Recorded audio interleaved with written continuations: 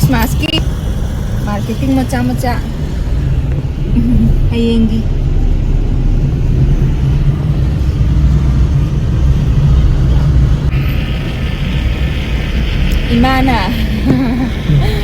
Imana Christmas tree masum thamje adudagi Christmas tree do imagi nungai janaba ama thambige na leiba chati dukan ni loi thomlo le adu kai da yarang ga doina khangde se natra yong de sai di u ma yang de loi ka do ke ma sa video number bu mai kai to ka hauji ima ma thengnai ba ko ima ma lami matai da mathanda phamaga lupa kun tha khatagi po ne mana phamaga le jarami do ado hojita mo isu ningam maktre kharaga kana khara yam haidi sum mai mateng pang bira madi angde da kham ngai ki ado leibudi leibire aina mai de lupa kun tha khatani mafam ne ba mafam mayom haidi matha hum khatani ba girum karum ne le de hangam macha khara chu yaure sumta yaude ba khangde ngai de nusi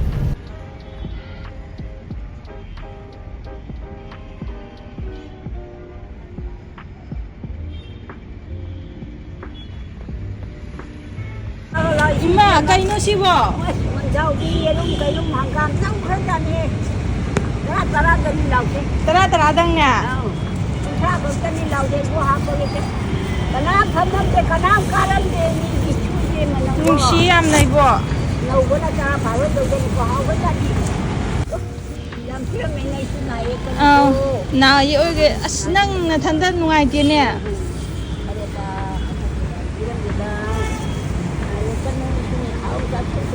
Video matik si ubat ay anjan kapag ay siyam ningam magtawan. Paisa to kitang hen bibira masuna kan badalori ay amuhan na ima nang tirakike ko aduga ay angam pamating kitang doy ko so ay pang sa kay mata.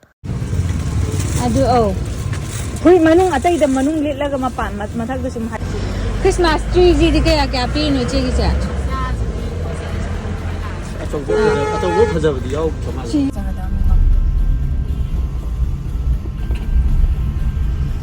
yam chao na lei ri toi ma wa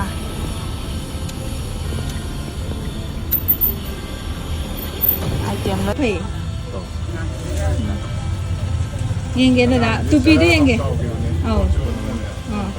tupi de yenge da yeah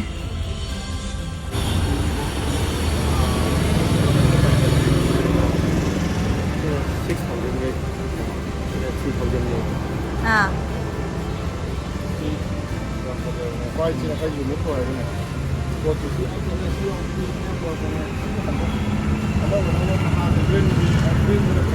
Big Toy Mart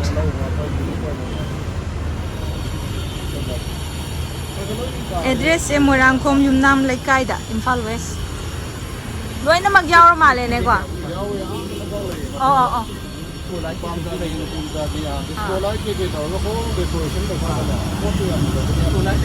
ba ai di mas sigi kaino green machu du na pam adu du na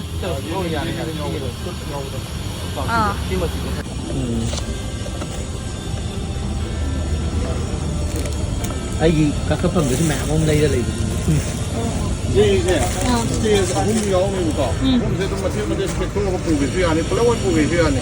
Aku kan tengah itu ngomong kan. mathek the ga pu da dia ro Yam dah. Kan dah. Akan ni ada. Ini pun yam dah.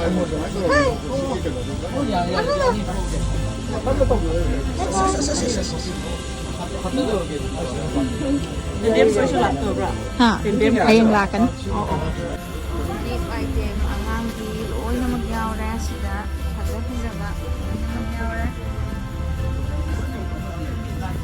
angang masa pura ga la adi kapna ba law na ba yaw ra ha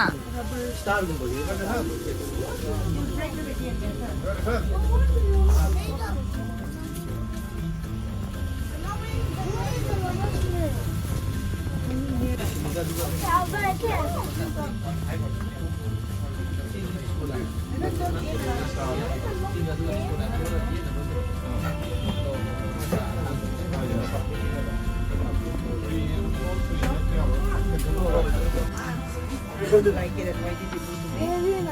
like this?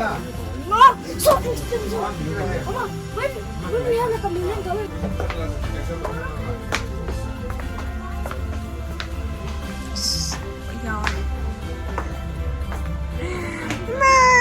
Ako'y lang thugi ang pamdro, dada. Scooter.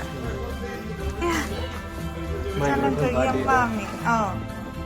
Makitang thaway ra kanda as. Bike kas dilo ne. Daniel gilay di. Wow, super ka. Ay, katang chao bugi sulay re. Cycle mountain bike ko masulay yung quality ang perkani. May makan Oh, sisina. Adum aso bagi ni ko sina oh. Yung pump yorkani, disc brake yorkani, gear no yawe. Lagi nupi ladies ki gari kisi ko ma ko ye. Oh, si gari macha kay kra lo yung magsure. Ako yung may yun, hindi siya gumawa ka naman. Sumber si Vespa di kaya hindi masyari Vespa di kaya. Muy mapansama. Ade asika no di. Supercar si di. Si supercar hai ba si? Si kanong nakakita Trate mo. Ade di si gumba bike si di. Dadayin git na. Phajare. Poti yam phajai ko. Sida loi shu le rame. Ay isa nupi. Mayam laga. Si bike si unique ko ba na. Ay 6 motor ka si Joe Bobo. May mapano kale program jam. 시험 먹고 시대도 야. 아주 시험에 어때가 거의 편도 이제. 어때 애니 아이네 감독한테 좀 거기는 좀 생각을 그 하이다. 거기는 싹바 여우도 우리 와디 간데 좀 시험 먹고 또 프로그램. 노인다 이번에 감독은. 거기 이제 시험을 또 이제는 가이 마이 파트 매암세.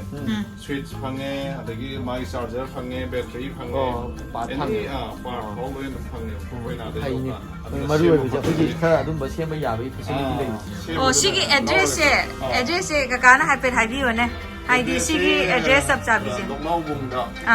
모양콩 동나무봉 거기 누가 거기 그 그는 안에보다 할 유남 내가이죠. 할 수 있는 유남 내가이도 동나무봉이 말도 있고. Hai. Mayam su lak piro angang pura ga sida loi na magyawre. Discount su loi magpigani na hai. To bike ka ja.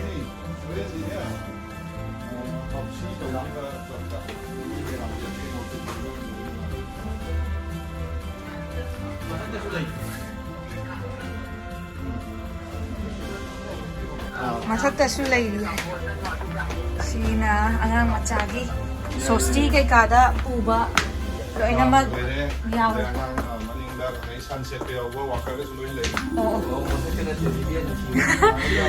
Woima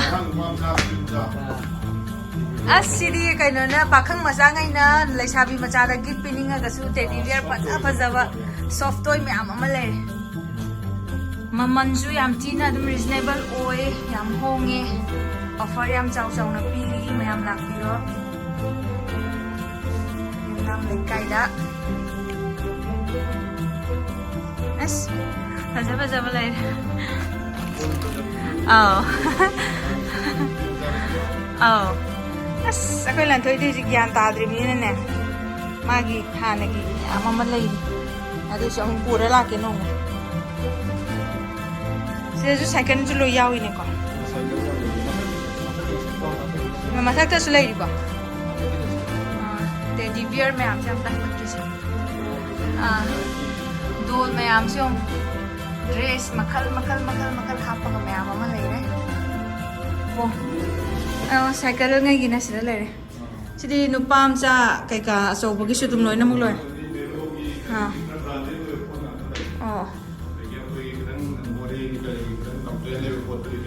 Oh, parane. Ni cycle asigu mamma cha se. Asik kaya mo lay. Asi macha si policy mo mo chama mo. Ahum chawng mo lay ba. Oh, dadalan thogi dum ya ni. Nung masaya jo dum thong ya ni.